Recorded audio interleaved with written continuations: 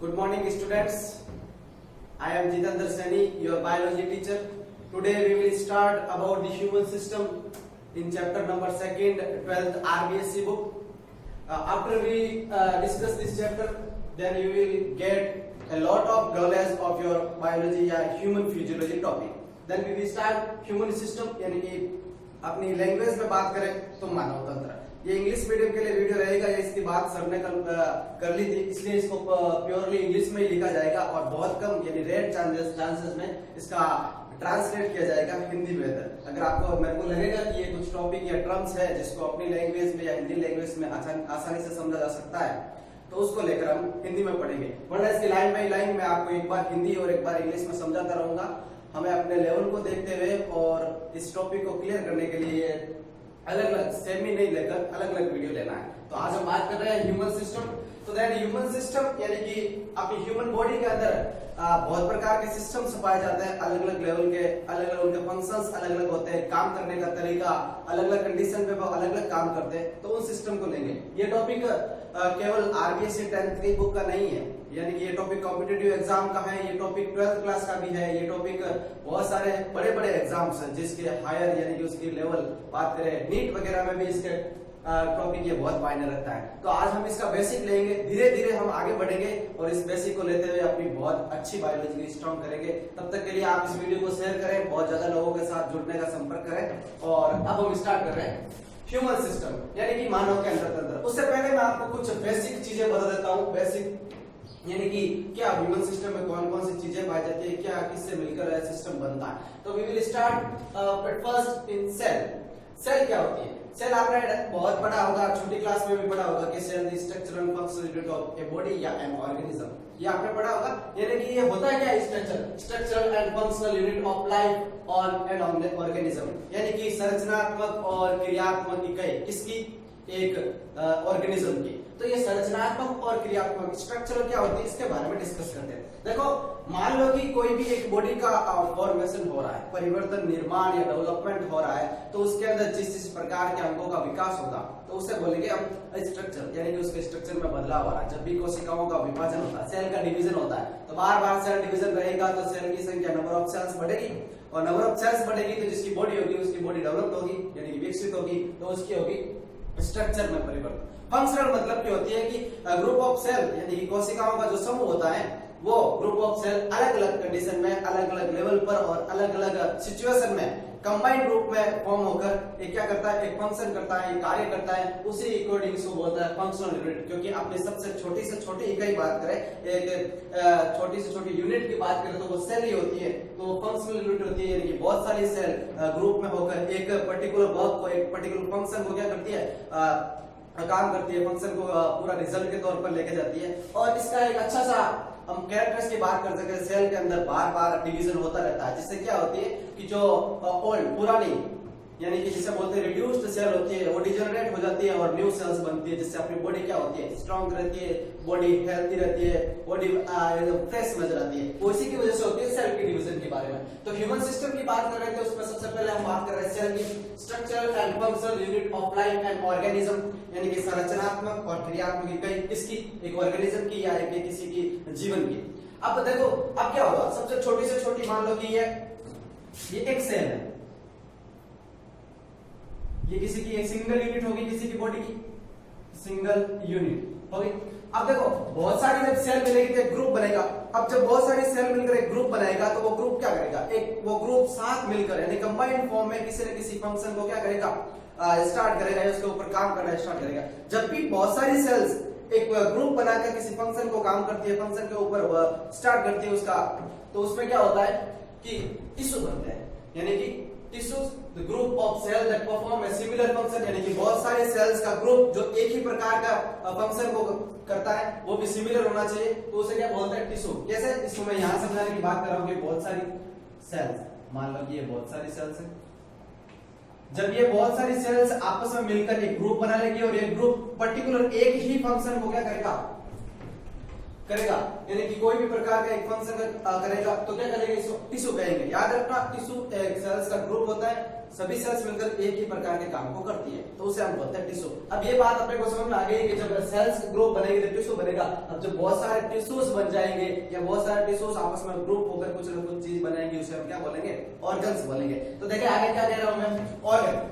Tissues combine to form an organ, बहुत सारे tissues मिलकर क्या बनाएंगे? एक ऑर्गन बनाएंगे। फॉर एग्जांपल कोई भी एक ऑर्गन की बात कर लूं मैं, आगे मैं स्टोमक की बात कर लूं, स्टोमक की बात कर ले, वो भी एक ऑर्गन है। तो बहुत सारा टिश्यूज मिलकर क्या बनाएंगे? ऑर्गन बनाएंगे। तो organ tissues combined form an organ. और लास्ट एटलीस्ट हम बात कर रहे थे सिस्टम की, यानी कि लास्ट में सिस्टम क्या बनता है? तो सिस्टम मतलब कि कंबाइंड रूम है, बहुत ज्यादा कंबाइंड रूम है, ऑर्गन्स जब मिलकर एक साथ एक ही फंक्शन को करते हैं। फॉर एग्जांपल मैं आपके सामने एक सिस्टम का एग्जांपल लेता हूं, वो है डाइजेस्टिव सिस्टम, यानी कि पाचन तंत्र जिसे बोलते हैं। डाइजेस्टिव सिस्टम होता क्या है? डाइजेस्टिव सिस्टम में आपको पता है कि भोजन है, जो भी हमने फूड लिया है उसका डाइजेस्ट होता है। तो उसमें क्या होता है कि बहुत सारे ऑर्गन्स एक साथ मिलकर एक ही प्रकार के फंक्शन करते हैं। क्या करते हैं? डाइजेस्ट करते हैं। कैसा? Different organs of the body together and perform specific actions and form a system, यानी कि अलग अलग प्रकार के जो बॉडी के ऑर्गन्स होते हैं वो एक साथ मिलकर क्या करते हैं? Perform specific action and form A system, एक साथ मिलकर एक स्पेसिफिक एक विशिष्ट काम करते हैं, स्पेशल काम करते हैं, पर्टिकुलर एक ही प्रकार के, हम बोल सकते हैं एक ही प्रकार के लेवल पर कार्य करते हैं, एक ही प्रकार के फंक्शन पर, एक ही प्रकार का उसका मोटो होता है। तो उस प्रकार का एक ही प्रकार का स्पेसिफिक एक्शन करते हैं एंड फॉर्म ए सिस्टम, और कंबाइंड रूप में एक सिस्टम का निर्माण कर लेते हैं। फॉर एग्जांपल बात करें, डाइजेस्टिव सिस्टम में माउथ भी आता है, अपने पूरे के पूरे ऑर्गन्स आते हैं, स्टमक है, स्मॉल इंटेस्टाइन है, वो सभी प्रकार के जो इसोफेगस है, फेरिंग्स है, ये सभी प्रकार के डाइजेस्टिव सिस्टम के ऑर्गन्स है। जब एक कंबाइंड रूप में एक साथ मिलकर एक वर्क करते हैं, फंक्शन करते हैं, तो क्या होता है? डाइजेस्टिव सिस्टम का फंक्शन होता है, एज ए रिजल्ट के रूप में अपना फूड का एब्जॉर्प्शन होता है। तो यही बात मैं सिस्टम की कर रहा हूं। सिस्टम में क्या होगा कि बहुत सारे ऑर्गन्स मिलकर एक ही प्रकार के फंक्शन को करते हैं। कैसे? कि बहुत सारे ऑर्गन एक ही प्रकार के फंक्शन करेंगे, किस प्रकार से कि उसके अंदर जो भी काम होता है उसका रिजल्ट एक ही रहेगा। फॉर एग्जांपल माउथ के अंदर जब भी हम भोजन करते हैं तो उसका डाइजेशन स्टार्ट होता है, तो यहाँ से डाइजेस्ट होता है। पेट या बात कर ले आप, नॉर्मल सी बात करें तो स्मॉल इंटेस्टाइन तक भी डाइजेशन होता है। तो एक कंप्लीट फॉर्म है, जब एलिमेंट्री लेवल के ऑर्गन्स आ रहे हैं तो कंप्लीट फॉर्म के अंदर क्या होगा? डाइजेशन की क्रिया हो रही है, डाइजेशन का वर्क हो रहा है, तो इसे हम बोलते हैं system. Different part organs of the body together and perform specific action and form and system, और ये क्या बनाते हैं? एक सिस्टम बनाते हैं। अब इन्हीं सिस्टम के ऊपर आज हम डिस्कस करेंगे कि अपने बॉडी के कौन कौन से सिस्टम्स होते हैं, कौन सा सिस्टम का क्या फंक्शन होता है और कितने टाइप के सिस्टम्स पाए जाते हैं। तो मैंने आपके यहाँ सामने ड्रॉ किया है, लगभग 7 से 8 टाइप के सिस्टम्स अपनी बॉडी के अंदर पाए जाते हैं, और अलग अलग लेकर हम इनको डिस्कस करेंगे। पहला है डाइजेस्टिव सिस्टम, पाचन तंत्र जिसे बोलते हैं। सेकंड है रेस्पिरेटरी सिस्टम, यानी कि श्वसन तंत्र जिसे बोलते हैं। और तीसरा है सर्कुलेटरी सिस्टम, जिसे परिसंचरण तंत्र, जिसके अंदर ब्लड वगैरह आता है। फोर्थ है एक्सक्रीटरी सिस्टम, यानी कि उत्सर्जन तंत्र। उत्सर्जन तंत्र मतलब कि जो भी अपना एक्सक्रीटिव सब्सटेंस होते हैं उनको बाहर निकालने की प्रक्रिया वाला। फिर है fifth number reproductive system, reproduction organs वाला। फिर 7 है नर्वस सिस्टम, 6 है नर्वस सिस्टम, और 7 है एंडोक्राइन सिस्टम, यानी कि अंतःस्रावी ग्रंथियों वाला। और 8 है इंटीग्यूमेंट्री सिस्टम, यानी कि अपने बात करें तो अध्यावरणीय तंत्र, जो भी स्किन नेल्स वगैरह होता है इसके बारे में। तो हम इसके अंदर आज स्टार्ट करेंगे डाइजेस्टिव सिस्टम। उससे पहले मैं आपको बताता हूँ कि डाइजेस्टिव सिस्टम को लेकर बहुत सारे पार्ट्स बनेंगे। आप इस टॉपिक से बराबर जुड़े रहे, क्योंकि हम 8 नंबर इंटीग्यूमेंट्री सिस्टम तक जाएंगे तो आपका फिजियोलॉजी का पार्ट है वो बहुत स्टार्ट हो जाएगा। तो अब हम स्टार्ट करेंगे digestive system. Then we start about digestive system. देखो डाइजेस्टिव सिस्टम का अभी मैंने आपको पीछे बताया था कि डाइजेस्टिव सिस्टम की डेफिनेशन कैसे बनाते हैं। डेफिनेशन का मैंने 2 रूल्स बताए थे, यानी कि 2 रूल्स मतलब कि सोचने का, अपन खुद सोच के बना सकते हैं। देखो कोई भी मीडियम हो उसकी डेफिनेशन, कोई भी साइंस की कोई टॉपिक हो उसकी डेफिनेशन हम खुद बनाते हैं। और वो डेफिनेशन क्या हो सकती है? उससे पहले मैं बात करूं डाइजेस्टिव सिस्टम की, तो उसमें एक वर्ड आ रहा है डाइजेशन। डाइजेशन आ रहा है, तो डाइजेशन होता क्या है उसके बारे में जानेंगे तो आपको इस सिस्टम की, इसके अंदर काम करने वाले ऑर्गन्स की, ग्लैंड्स की, उनके अंदर होने वाले रिएक्शंस, एंजाइम्स सबके बारे में पता चलेगा। तो देखो डाइजेशन होता क्या है?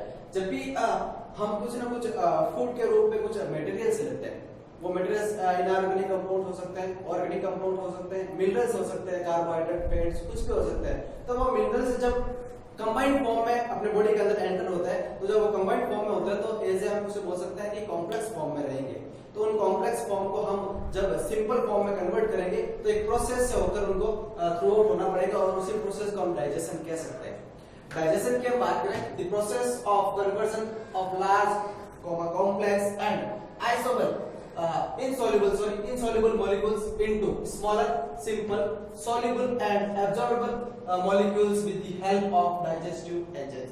ये इसकी सबसे बेसिक और सबसे इजी वे वाली डेफिनेशन हो सकती है। कैसे कि हम बात कर रहे हैं कि हम डाइजेशन की बात कर रहे हैं, फूड की बात कर रहे हैं, तो फूड के अंदर ये सारी चीजें बनती कैसे, कि हमने बात की देखो फूड के अंदर कॉम्प्लेक्स, इनसॉल्युबल, लार्ज मॉलिक्यूल्स। ये कॉम्प्लेक्स, इनसॉल्युबल, लार्ज मॉलिक्यूल्स बने कैसे, ये कहां से आए, ये इनकी फॉर्म कैसे बनी। तो उससे पहले मैं बता देता हूं कि जब भी हम फूड के रूप में कुछ भी अपने बॉडी के अंदर कोई भी एक मटेरियल्स को लेते हैं या कोई भी कंपाउंड को लेते हैं, तो उसके अंदर क्या क्या चीजें हो सकती है उसके बारे में हम डिस्कस करेंगे। तो देखो फूड के अंदर क्या हो सकते हैं, various components of food are carbohydrate, food के अंदर कार्बोहाइड्रेट हो सकता है, प्रोटीन होते हैं, फैट्स यानी कि वसा हम कह सकते हैं फैट्स होती है, विटामिन्स हो सकते हैं, मिनरल्स होते हैं, वाटर एंड डाइटरी फाइबर्स हो सकते हैं। तो ये सारी चीजें एक फूड के अंदर और पहले से इसके अंदर क्या होती है, प्रेजेंट होती है। तो जब हम फूड के रूप में इन सब चीजों को कंबाइंड फॉर्म में ले रहे हैं, तो हम कह सकते हैं कि वो क्या इजीली एक कॉम्प्लेक्स फॉर्म बनाएंगे। तो उसी कॉम्प्लेक्स फॉर्म को बॉडी के अंदर एब्जॉर्ब करने के लिए उसको सिंपल बनाना ही पड़ेगा। तो उसका एक प्रोसेस होता है, उसे हम डाइजेशन कह सकते हैं। देखो तो इसकी ये जो डेफिनेशन बनी है ये बहुत इजी वे में है, आपको समझना इतना ही है कि जो भी आप लार्ज अमाउंट में लोगे, कॉम्प्लेक्स अमाउंट में लोगे और इनसॉल्युबल मॉलिक्यूल्स को जब बॉडी के अंदर एंटर करोगे, तो बॉडी के अंदर पाए जाने वाले ऑर्गन्स एंड ग्लैंड्स अपने एंजाइमेटिक रिएक्शंस द्वारा इन्हीं सभी मॉलिक्यूल्स को क्या करेगी, स्मॉलर छोटा करेगी, सिंपल करेगी एंड सॉल्युबल करेगी और ऑब्जर्वेबल करेगी। तो ये प्रोसेस जो गुजरेगा, इसी प्रोसेस को हम क्या बोलेंगे, डाइजेशन बोलेंगे। डाइजेशन याद रखना, डाइजेशन एक प्रक्रिया है जो बहुत ही कॉम्प्लेक्स होती है, बहुत ही जटिल प्रक्रिया है, लेकिन इसको समझने के लिए अपने को उसके ऑर्गन्स और उसके ग्लैंड्स के बारे में पता होना चाहिए। तो देखो ये तो डाइजेशन की डेफिनेशन, फूड किस किस से मिलकर बना होता है। अब देखो डाइजेशन जो प्रक्रिया होती है उसके अंदर दो चीजें काम करती है, दो प्रकार के फंक्शन के रूप में कुछ न कुछ अंश या ग्लैंड्स कंबाइंड रूप में काम करते हैं, उनके बारे में हम देखते हैं। तो जो डाइजेशन में अंग काम करते हैं या ऑर्गन से काम करते हैं, तो उसमें देखो सबसे पहला होता है माउथ, सेकंड नंबर होता है फेरिंक्स जिसे आप बोलते हैं ग्रसिका, थर्ड नंबर होता है इसोफेगस ग्रास नली, फोर्थ नंबर होता है स्टमक आमाशय, फिफ्थ नंबर होता है स्मॉल इंटेस्टाइन छोटी आंत, seventh number large intestine, sixth number large intestine और सेवंथ नंबर एनस। ये तो होते हैं इसके ऑर्गन्स। और तीन प्रकार की डाइजेस्टिव ग्लैंड्स होती है। कौन कौन सी होती है, सैलिवरी ग्लैंड्स, लार ग्रंथियां, लिवर यकृत एंड पैनक्रियाज अग्नाशय। देखो डाइजेशन की बात करें तो डाइजेशन के अंदर organs plus digestive glands, organs plus digestive glands मिलकर एक ट्यूबनुमा संरचना बनाते हैं, नलिकाकार स्ट्रक्चर बनाते हैं। याद रखना माउथ से लेकर एनस तक एक ट्यूब लाइक नलिकाकार संरचना का निर्माण होता है, जिसे हम अपनी साइंस की लैंग्वेज में बोलते हैं एलिमेंट्री कैनाल या डाइजेस्टिव कैनाल। देखो एलिमेंट्री कैनाल की मैं बात करूं तो वो पर्टिकुलर एक कोई फॉर्म एक स्ट्रक्चरल यूनिट नहीं होती है, वो बहुत सारे ऑर्गन्स का कंबाइंड फॉर्म है, जिसे हम माउथ से स्टार्ट करें और एनस तक लेके जाए तो एक लॉन्ग ट्यूबल स्ट्रक्चर अपने को नजर आती है। उसे हम डाइजेस्टिव कैनाल भी कहते हैं, उसे हम एलिमेंट्री कैनाल भी कहते हैं। तो alimentary canal plus digestive glands ये अगर दोनों कंबाइंड रूप में हो जाए तो इसे हम एक सिस्टम बनता है, इस सिस्टम को हम क्या बोलते हैं, डाइजेस्टिव सिस्टम। तो हम डाइजेस्टिव सिस्टम की बात करें तो सारे ऑर्गन्स मिल जाएंगे, उसे हम एक कंबाइंड फॉर्म में क्या बोलेंगे, एलिमेंट्री कैनाल बोलेंगे, एलिमेंट्री कैनाल और ये ग्लैंड्स दोनों मिल जाएंगे। जब एलिमेंट्री कैनाल और ग्लैंड्स आपस में कंबाइंड फॉर्म में होकर एक सिस्टम का निर्माण करते हैं और वो सिस्टम फूड को डाइजेस्ट करने का काम करता है, इसी सिस्टम को हम क्या बोलते हैं, डाइजेस्टिव सिस्टम। देखो डाइजेस्टिव सिस्टम की हमने बात की, तो डाइजेस्टिव सिस्टम के अंदर क्या होता है, digestive system is related to the injection, digestion, absorption and injection of food. Food का इंजेक्शन करना, अंतर ग्रहण करना, फूड को बॉडी के अंदर एंटर करवाना, डाइजेशन करना यानी कि पाचन करना, एब्जॉर्प्शन यानी कि अवशोषण करना यानी कि उसके अंदर से जो अपने अच्छी चीजें काम की चीजें अपनी लैंग्वेज में बात करें जो अपनी बॉडी के अंदर रिक्वायरमेंट्स है उनको पूरे करने वाली जो भी चीजें रहेगी उनका अब्जॉर्प्शन करना। जब भी फूड के अंदर से जो वेस्टेज मटेरियल्स है या ज्यादा जो फूड का पार्ट जो डाइजेस्ट नहीं हुआ है वो वाला पार्ट को वापस इंजेक्शन ऑफ फूड यानी कि बॉडी से बाहर निकालने का काम भी किया जाता है या उसको बाहर निकालने की स्टार्ट किया जाता है प्रोसेस। तो ये सारा जो पूरा का पूरा पीरियड है, इस पीरियड में क्या होता है, इस पीरियड में होने वाले प्रक्रिया को हम डाइजेशन कहते हैं और इसके अंदर जो सिस्टम काम करता है उसे डाइजेस्टिव सिस्टम कहते हैं। तो हम स्टार्ट करेंगे, हम डाइजेस्टिव सिस्टम के सभी ऑर्गन्स को लेंगे, ग्लैंड्स को लेंगे, डाइजेस्टिव सिस्टम का पहले डायग्राम बनाएंगे, कौन कौन से ऑर्गन्स किस पोजीशंस पे होते हैं, कौन इसके पास पाया जाता है, कैसी उसकी स्ट्रक्चर होती है, देखने पर अपने को कैसे नजर आता है और ग्लैंड्स क्या काम करती है, ग्लैंड्स के कौन कौन से टाइप्स होते हैं, ग्लैंड्स का फंक्शन क्या होता है, इसको हम डिटेल में देखते रहेंगे। आप हमारे साथ जुड़े रहें। हम स्टार्ट करते हैं इसका डायग्राम, डाइजेस्टिव सिस्टम का लेबल डायग्राम। डाइजेस्टिव सिस्टम का ये डायग्राम और इसके ऑर्गन्स के बारे में हमने चर्चा की थी और मैंने कहा था कि हम डायग्राम बना रहे हैं। तो ये देखो आपके सामने मैंने डाइजेस्टिव सिस्टम का पूरा with organs with digestive gland labelled diagram बनाया है। इसको आप आसानी से समझे, आपको काफी चीजें इसके अंदर ही क्लियर हो जाएगी, लगभग 40 से 50% डाइजेस्टिव सिस्टम यहाँ क्लियर हो जाएगा। कैसे की बात करते हैं, सबसे पहले हमने वो जो ऑर्गन्स और ग्लैंड्स लिखी थी उसको यहाँ ह्यूमन के बॉडी के अंदर हम डिस्कस करते हैं। तो सबसे पहले आपको पता है कि सबसे पहले ऑर्गन था ह्यूमन डाइजेस्टिव सिस्टम का, वो पहला था माउथ या जिसे हम बकल कैविटी कहते हैं, ये रहा माउथ। अब आप जब भी माउथ के बारे में सोचते हो तो आपके दिमाग में दो ही चीज आती है, क्या चीज, एक तो आती है दांत और एक आती है जीभ, यही होती है माउथ के अंदर। तो हम बात करें जब माउथ या बकल कैविटी या मुख गुहा की बात करें, यानी कि मुंह के अंदर वाला एक खांचनुमा या कटोरनुमा संरचना, इसे माउथ या बकल कैविटी कहते हैं। इसके अंदर एक तो होती है जीभ और दूसरी होती है दांत। अपने को ये दो ही चीजें नजर आती है। जीभ का क्या काम है, जीभ का यही काम है कि मुंह के अंदर वाले भाग की सुरक्षा करना, कीटाणु हटाना, कचरा वगैरह साफ करना। ये देखो जीभ का कार्य माउथ के अंदर होने वाली क्रियात्मक संरचनाओं के ऊपर निर्भर करता है। कैसे, एग्जांपल मैं आपको बताता हूँ कि फॉर एग्जांपल अगर आपके दांतों के अंदर कोई भी एक कचरा या टुकड़ा फंस जाए, जब तक वो दांत के अंदर से बाहर नहीं निकलता तब तक जीभ चुपचाप नहीं बैठती, पता हो गया। तो मुंह के अंदर होने वाली क्रियात्मक क्रियाओं या क्रियात्मक फंक्शन यानी कि अलग अलग कंडीशन के ऊपर टंग यानी कि जीभ कार्य करती है। फिर बात करते हैं माउथ के अंदर दांत को हम डिटेल में डिस्कस करेंगे अच्छे से, कितने टाइप के होते हैं टीथ, कौन सा क्या काम करता है, उसकी कितनी संख्या, नंबर ऑफ टीथ कितनी होती है, टोटल कितनी होती है, किस किस टाइप के टीथ पाए जाते हैं, टीथ अरेंजमेंट किस टाइप का होता है, उसके बारे में हम डिस्कस करेंगे।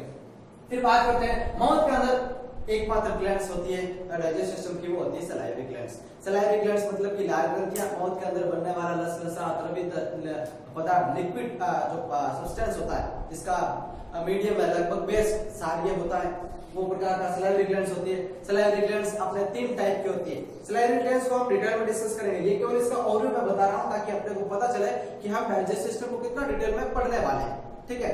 सलाइवरी ग्लैंड्स की मैं बात करूं 3 टाइप की होती है, पियोट्रॉइड, सबमैंडिबुलर और सब एक्सिलरी। 3 टाइप की ग्लैंड्स होती है, तीनों अपना अपना कंट्रीब्यूशन देती है सलाइवा बनाने में। फिर बात करेंगे हम माउथ के बारे में, दूसरा अपना ऑर्गन है वो है फेरिंग्स। फेरिंग्स क्या होता है, फेरिंग्स याद रखना अपनी गर्दन वाला पार्ट, इतना समझ लो। इसके बारे में अच्छे से डिटेल में डिस्कस करेंगे कि अपने जो गर्दन वाला पार्ट होता है अंदर की तरफ नलिकाकार संरचना, फेरिंग्स एकमात्र ऐसा प्लेस है, ओनली वन प्लेस जहां पर रेस्पिरेटरी सिस्टम्स और डाइजेस्टिव सिस्टम का दोनों का पार्ट एक कंबाइन होकर गुजरता है। ये बहुत इंपॉर्टेंट क्वेश्चन है कि फेरिंग्स वाला वो वाला पार्ट है जहां रेस्पिरेटरी सिस्टम में के अंदर जो एयर जो हम ब्रीथिंग करते हैं वो भी इससे अंदर होकर गुजरती है और डाइजेस्टिव सिस्टम के अंदर डाइजेशन के अंदर जो फूड एंटर होता है वो मूवमेंट करता है वो भी इसके अंदर से होकर गुजरता है। तो दूसरा अपना हो गया ऑर्गन्स फेरिंग्स, इसके बारे में डिस्कस करेंगे। फेरिंग्स भी 3 टाइप के होते हैं, नेसोफेरिंगस वगैरह है, जो इसके बारे में आगे डिस्कस करेंगे। फिर फेरिंग्स का आगे वाला ट्यूबुलर स्ट्रक्चर देखो ये नजर आ रही है, फेरिंग्स के आगे वाली ट्यूबुलर स्ट्रक्चर जो स्टोमक तक जुड़ी लंबी होती है, यानी कि हम कह सकते हैं कि फेरिंग्स को स्टोमक से जोड़ने वाली एक लंबी ट्यूब लाइक स्ट्रक्चर होती है जिसे हम बोलते हैं इसोफेगस। ये एक तीसरा ऑर्गन है डाइजेस्टिव सिस्टम का। इसोफेगस का फंक्शन क्या है कि ये इसके अंदर भोजन का मूवमेंट होता है। कौन सा टाइप का मूवमेंट होता है इसके बारे में भी अभी हम डिस्कस करेंगे। ये ट्यूबुलर स्ट्रक्चर होती है फिर बात करें चौथा अपना ऑर्गन्स आता है डाइजेस्टिव सिस्टम का स्टोमक। आप सभी को पता है स्टोमक क्या होता है, चेस्ट सेट होता है, इसके अंदर जो भी अपना फूड है उसको एसिडिक मीडियम के अंदर कन्वर्ट किया जाता है, इसके अंदर फूड के अंदर आने वाले हार्मफुल जो भी सब्सटेंसेस है उनको डिजेनरेट किया जाता है, इसके बारे में हम डिस्कस करेंगे। फिर पांचवा अपना फिफ्थ नंबर ऑर्गन्स होती है वो होती है स्मॉल इंटेस्टाइन। ये देखो स्मॉल इंटेस्टाइन। अब इसको स्मॉल इंटेस्टाइन क्यों कहते हैं, ये आपने छोटी क्लास में बहुत अच्छे से पढ़ा है कि स्मॉल इंटेस्टाइन मतलब कि स्मॉल मतलब कि जिसकी व्यास डायमीटर छोटा होता है लेकिन उसकी लेंथ लंबी होती है, इसलिए इसको बोलते हैं डायमीटर के अकॉर्डिंग इसका नाम स्मॉल है, यानी कि व्यास के अकॉर्डिंग इसका नाम स्मॉल। स्मॉल इंटेस्टाइन जिसका डायमीटर कम लेकिन लंबा ज्यादा होता है। और इसके आगे वाला है 6 नंबर अपना ऑर्गन लार्ज इंटेस्टाइन जिसका डायमीटर ज्यादा होता है, बड़ा होता है लेकिन लेंथ बहुत ही कम होती है। इसके बारे में डिटेल में डिस्कस करेंगे, इनके पार्ट्स, इनके फंक्शंस, एंजाइम्स, रिएक्शंस, कौन-कौन सा सीक्रेट होते हैं, किस किस लेवल पर होते हैं, किस चीज का किस सब्सटेंस का कहां पर डाइजेशन होता है, उसके बारे में डिस्कस करेंगे। फिर और लास्ट होता है organ 7th number digestive system का, वो है एनएस वाला पार्ट। एनएस वाला पार्ट यानी कि वेस्ट मटेरियल्स वाला, यानी हम बोल करते हैं कि जो डिजेनरेटेड सब्सटेंसेस है जिसका बॉडी के अंदर उनकी जरूरत नहीं है उनको बॉडी से वापस इजेक्शन करना है, यानी कि बाहर निकालने की प्रक्रिया है, वहां से किससे होती है, एनएस के थ्रू होकर गुजरती है। ये तो हमने बात की थी ह्यूमन सिस्टम के ऑर्गन्स की बात की थी, ठीक है, ह्यूमन सिस्टम के ऑर्गन्स की बात कर ली थी। अब पहली जो सलाइवरी ग्लैंड्स की बात करें तो ह्यूमन सिस्टम की पहली ग्लैंड्स होती है माउथ के अंदर से पाई जाती है, वो होती है सलाइवरी ग्लैंड्स। 3 प्रकार इसके बारे में से दिया। दूसरी ग्लैंड्स होती है, दूसरा होता है ये अपना लीवर, सबको पता है लीवर मैंने यहाँ पर बनाया, स्टमक के ऊपर की तरफ पाया जाता है, ठीक है। दूसरा क्या है ग्लैंड्स, और तीसरा है पैनक्रियाज जिसे हम हिंदी में बोलते हैं अग्नाशय, बहुत इंपॉर्टेंट है ये तीसरी ग्लैंड्स है। तो इसके माध्यम से हम कह सकते हैं कि ऑर्गन्स और ग्लैंड्स 3 प्रकार की ग्लैंड्स पाई जाती है, 6 प्रकार के ऑर्गन्स, 6-7 प्रकार के ऑर्गन्स पाए जाते हैं, और इनका कंबाइंड फॉर्म में अगर ये सभी प्रकार के ऑर्गन्स ग्लैंड्स आपस में सम्मिलित होकर एक काम करें, एक ही फंक्शन यानी एक ही काम को साथ मिलकर करें, उस काम का नाम है पाचन या डाइजेशन, और इसके रूप में उसको करने के लिए एक सिस्टम की तरह काम करते हैं, तो उसे हम बोलते हैं डाइजेस्टिव सिस्टम। लेकिन सुने मेरी बात, माउथ से लेकर यहाँ से माउथ से लेकर एक नलिका का संरचना आपको नजर आ रही होगी, जो ये स्मॉल इंटेस्टाइन से होते हैं, लार्ज इंटेस्टाइन से होते हैं, एनएस तक आती है, एक ट्यूब लाइक स्ट्रक्चर आ रही होगी। इसी ट्यूब लाइक स्ट्रक्चर को हम क्या बोलते हैं, एलिमेंट्री कैनाल बोलते हैं, यानी कि इसे हम डाइजेस्टिव कैनाल भी कहते हैं, ठीक है, आहार नाल जिसे कहते हैं। फिर बात करते हैं कुछ बेसिक टर्म्स की, कुछ बेसिक वर्ड्स जिसको आपको पता होना चाहिए क्या होते हैं क्या नहीं होते हैं। देखते हैं, पहला मैंने एलिमेंट्री कैनाल आपको बता दिया। एलिमेंट्री कैनाल क्या होती है, tubular part from mouth to anus been for digestion, absorption and egestion of food. Tubular part नलिकाकार संरचना, और mouth to anus been for digestion, जो मुख से लेकर एनएस तक जाती है, किसके लिए, डाइजेशन यानी कि पाचन के लिए, एब्जॉर्प्शन के लिए एंड डिजेशन के लिए। डाइजेशन यानी पाचन, एब्जॉर्प्शन मतलब अवशोषण, डिजेशन मतलब कि बहिष्करण यानी कि बाहर फेंकना, ठीक है। इनके लिए काम करने के लिए एक ट्यूबुलर नलिकाकार संरचना पाई जाती है, जिसे हम क्या बोलते हैं, एलिमेंट्री कैनाल। मोस्ट इंपोर्टेंट है, याद रखना इसका दूसरा नाम, याद रखना डाइजेस्टिव कैनाल, डाइजेस्टिव कैनाल, ठीक है। फिर हम अपना बात करें, एक वर्ड आता है फ्रेनुलम लिंगुअल। फ्रेनुलम लिंगुअल क्या है, देखो फ्रेनुलम लिंगुअल होता है जीभ का सबसे पीछे वाला आधार भाग, जहां से जीभ तलवे से जुड़ी हुई या चिपकी हुई रहती है, इसे बोलते हैं फ्रेनुलम लिंगुअल। याद रखना इतना सा बात, ठीक है। इसके नीचे सैलिवरी ग्लैंड से पाई जाती है, वो उसके बारे में आप डिटेल में आगे पढ़ेंगे। The structure by which the tongue remains attached to the base of mouth cavity, यदि माउथ कैविटी या बटू कैविटी का बेस आधारित तलवा, जहां से क्या रहती है, टंग रिमेन्स अटैच्ड, टंग हमेशा चिपकी हुई है, जुड़ी हुई रहती है, उस भाग को क्या बोलते हैं, फ्रेनुलर लिंगुअल कहा जाता है। ये इंपॉर्टेंट है, ये फर्स्ट ईयर के अंदर क्वेश्चन पूछा गया है, याद रखना व्हाट इज फ्रेनुलर लिंगुअल, अभी हुआ था। फिर देखो पेरिस्टाल्टिस, ये एक प्रकार का मूवमेंट है, ये बहुत लेवल का वर्ड है, याद रखना। पेरिस्टाल्टिस होता क्या है, मूवमेंट। मूवमेंट मतलब कैसा movement, rhythmic contraction and relaxation of the wall of alimentary canal by which cause movement of food in the टिंग। अब इसको समझने के लिए आप समझें, मान लो कि ये एलिमेंट्री कैनाल है, इसकी दीवारें हैं दोनों वॉल्स, इसकी दीवारों के अंदर रिदमिक मूवमेंट होता है, ऐसे कैसे, आपने कभी तारा टिमटिमाता हुआ देखा, एक बार उसका प्रकाश या उसकी लाइट ज्यादा दिखती है, एक बार कम दिखती है। टिमटिमाना मतलब कि रिदमिक होना, कम ज्यादा कम ज्यादा, तो ये रिदमिक होगा ऐसे, इस प्रकार का एक मूवमेंट होगा जिसके अंदर क्या होगा, कॉन्ट्रैक्शन एंड रिलैक्सेशन, संकुचन तथा शांत अवस्था। उसमें क्या होता है कि जब भी मान लो कि दीवारों के अंदर इस प्रकार का रिदमिक मूवमेंट चलता है कंटिन्यू, तो यहाँ पर कोई भी बोलस आएगा तो उसको आगे की तरफ लुढ़काने में मदद करेगा, और ये लिपिड कॉन्ट्रैक्शन की वजह से जो हम फूड इजेक्ट करते हैं अपने अंदर, वो भोजन कभी भी रिवर्स नहीं आता है। आप अगर उल्टे लटक के भी कुछ खाओगे तो वो डायरेक्ट स्टमक के अंदर जाएगा, ना कि अपना वापस बाहर आएगा। इसकी वजह से पेरिस्टाल्टिक प्रकार का मूवमेंट पाया जाता है अपने इंटेस्टाइन की या एलिमेंट्री कैनाल की वॉल्स में, इसके ऊपर इसी की वजह से होता है। तो आज हमने डाइजेस्टिव सिस्टम को स्टार्ट किया, उसके ऑर्गन्स और ग्लैंड्स को विद लेबल्ड डायग्राम समझा, कुछ बेसिक टर्म्स के बारे में समझा। इसके आगे हम नेक्स्ट पार्ट के अंदर डाइजेस्टिव सिस्टम्स के एक एक ऑर्गन्स को डिटेल में डिस्कस करेंगे। तब तक के लिए stay home, stay safe, thank you.